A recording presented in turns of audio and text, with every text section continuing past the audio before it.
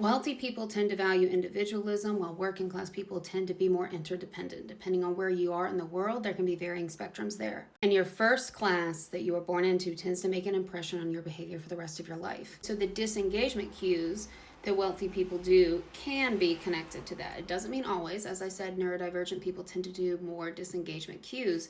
However, they are likely for different reasons. People with ADHD might not look you in the eye because they're easily distracted, and so they're trying to focus on something else to not get distracted by your facial expressions. People who are autistic might not look you in the eye because it just feels too overwhelming, too stimulating. But if you've been raised in wealth and you've been told to prioritize yourself and your well-being, and you're talking to someone else, you might still not feel the need to identify with them. It can also be an assertion of dominance to look like you are not interested, especially if you do not perceive that person to be in your class. The issue we run into at work is that in corporate America, at least, not making eye contact is seen as meek, that you are not serious or assertive. The intent is prescribed for you, and it can be for various reasons. If you're from a different culture, like parts of Asia, you might think it's rude to make eye contact with someone who's higher up the food chain than you are. So that corporate America only endorses one, is not really transparent about it, and doesn't look at any other cues with such a diverse population, is part of why so many people have a hard time in corporate America.